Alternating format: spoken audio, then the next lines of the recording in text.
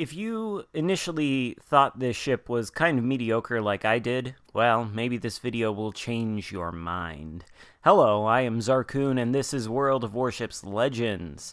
Today I've got a game on Estuary. It's a domination mode game featuring the Tier 6 Premium American Destroyer USS Venom.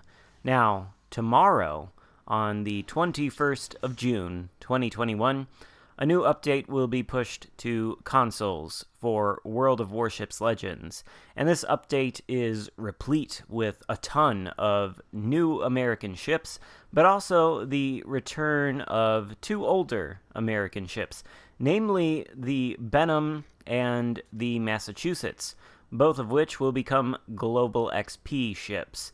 And the Benham will be the cheaper of the two. It will only cost 500,000 Global XP compared to the price tag of the Massachusetts, which is 750,000. So if you did not pick up the Benham during the campaign for which it was a reward, well, now is your chance to acquire the ship if you so choose, and you might want to do that. When the Benham was initially released, there were no American destroyer commanders who had any sort of dedicated torpedo-focused skills, but now there's Albert Gleaves, and that is the commander I'm using on the Benham. He is excellent for this ship. He completely transforms it, in my opinion, compared to what it was when it was released, and he actually makes it quite effective. And the Benham is pretty unique for American destroyers in that it is mostly a dedicated torpedo boat. Now, it does have guns, and you can see that I'm shooting them at the Fubuki. They have a pretty quick rate of fire, although there are only 4 of them. So the gun power on this ship is somewhat anemic in comparison to other Tier 6 American destroyers like the Premium Kidd or the Tech Tree Benson. Those ships are a lot more effective gunboats than this is, but you can still be fairly effective against enemy destroyers that aren't dedicated gunboats like Fubukis with the Benham, especially if the Fubuki chooses to rush right into a cap at the beginning of the game with no support from his teammates. This is something you need to keep in mind whenever you're playing a destroyer. It is, in fact, your job to take the capture circles, yes, and it is your job to spot. But if you are in a destroyer and you choose to enter a capture circle right at the start of the game, you want to have teammates in close proximity to you. And that Fubuki did not, which allowed us to take him out for our first kill of the game there, with our guns, no less. He did have a Boise out there, but the Boise was, frankly, too far away to be effective, and there is another enemy battleship that looked like it probably spawned with the Fubuki and the Boise, but instead of supporting his two teammates on this flank, he chose to sail in the other direction and head toward the cap that the enemy spawned with, which is the Charlie cap. You can see the grayed out icon of the battleship over in the direction I'm looking. Kind of concerned that if I go this way, it's possible he might spot me, but at this point he's probably too far away from his last known position to actually gain sight of me once I go around this island. And I want to go around this island in order to spot whatever enemy ships may be over here. Anyway, the Benham, very unique USN destroyer. It has 16 torpedoes in 2 quadruple launchers on either side of the ship. Now, the torpedoes don't have a very long range, only 7.5 kilometers at base, but Albert Gleaves' base trait increases the range of the torpedoes, and he's got some skills that can make them sail even further out from their launchers. So, adding a little bit of extra range onto these torpedoes does make them more effective. And also, the torpedoes, since they are so numerous, they do have a pretty low alpha strike. I think their maximum damage is somewhere within the 8 to 9k range, So when you launch them, it does take a lot of torpedo hits to do significant amounts of damage to larger vessels like enemy battleships. Take this New Mexico, who is spotted. He shouldn't be able to really see any of the blue ships within his line of sight, so that information should tell him that it's a destroyer spotting him, which means he should not be sailing in a straight line. But luckily for me, he chooses to sail in a perfectly straight line, and that allows this salvo of 16 torpedoes to absolutely tear him apart. You can see 6 torpedoes reduces him to just below half health, and then it takes another, 5 torpedoes to take him out. So it took 11 torpedoes to take out a full health Tier 5 battleship.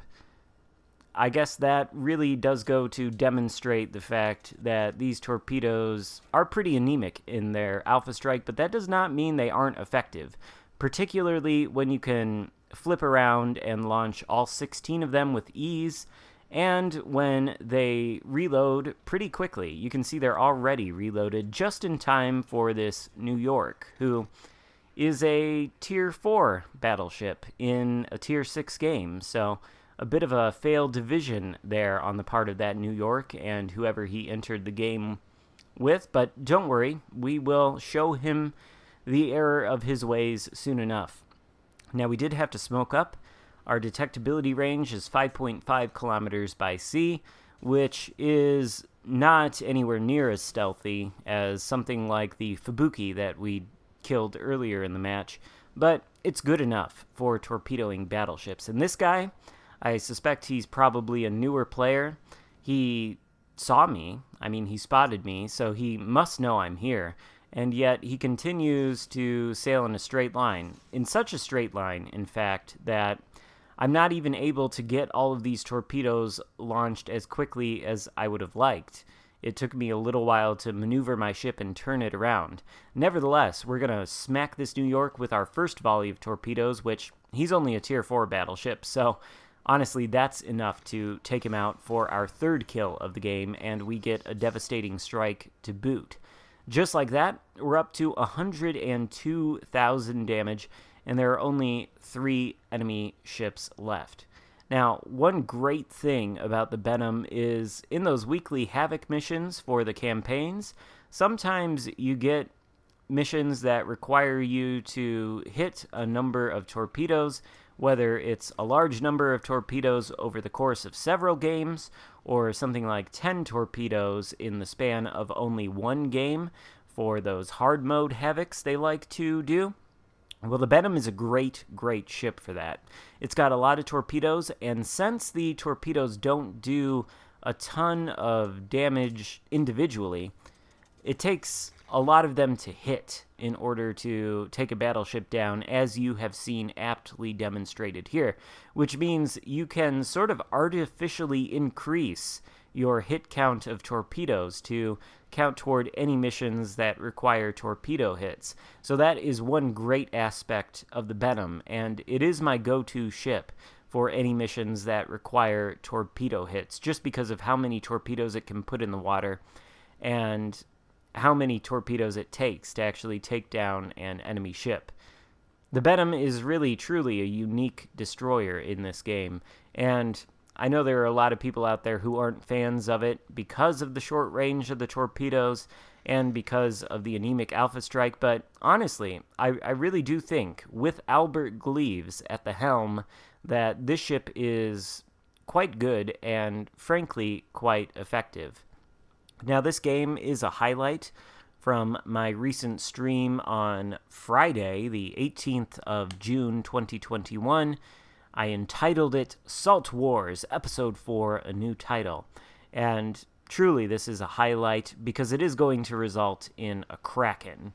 There are 3 enemy ships left, and my team is, well, in a fairly good position to win, although the scores are pretty close. It's 570 to 537.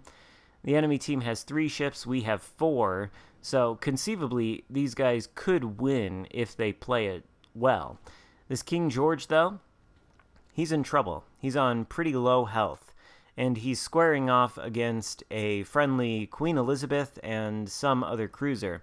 Looks like he is healing up, and he's about to go, it looks like, behind this island directly in front of me. But I am able to launch one set of torpedoes before I get too far behind the island to launch any more. I don't think those are actually going to hit, but that doesn't matter. Our goal here was to capture this circle, and we succeed in that, getting the solo cap ribbon, which is quite valuable. We send a salvo with our guns over the island at the King George. That nets us the high caliber medal. And that's always something you want to look for in destroyers. Anytime you can get free damage like that, you should absolutely take those opportunities to do it.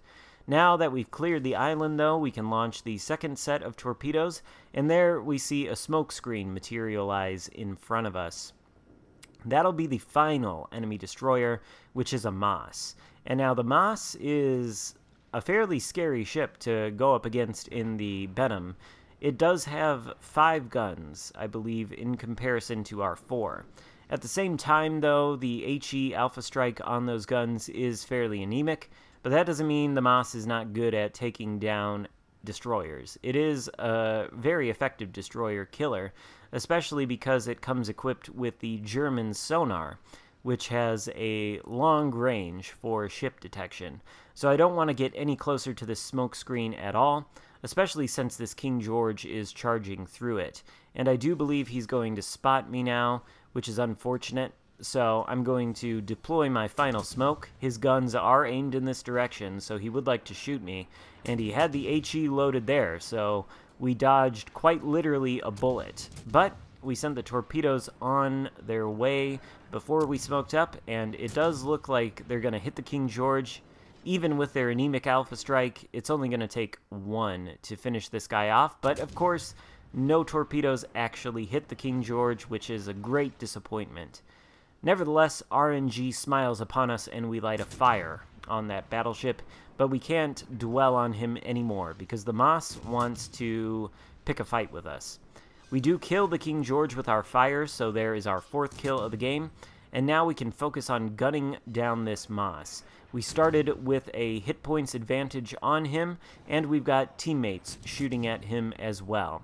So we're in a great position to win this gun duel against this German destroyer. The only question is, am I going to get the kill, or is one of my teammates going to take it out from under me and deny me my Kraken? Well, nope, I get the kill. I get the Kraken unleashed, and we do 118,000 damage with 17 torpedo hits. Nice result in the Benham, if I do say so myself. I wasn't too big on this ship when it was released as a campaign reward. I thought it was fairly mediocre, and I still stand by that first impressions review I did on it. At the time, it was pretty mediocre. Again, there were no American destroyer commanders with torpedo-focused skills in the game at the time, but then they added Albert Gleaves, who is the perfect commander for this destroyer. In fact, the Benham, the Sims, and maybe you could make the case the Monaghan are the only American destroyers on which I would use Albert Gleaves, because they're the only destroyers that you could argue are primarily torpedo boats. All the other American destroyers, in my opinion, are gunboats, and in those cases, you definitely want to use Halsey or perhaps Vincent Mordoff if you have him and not Gleaves.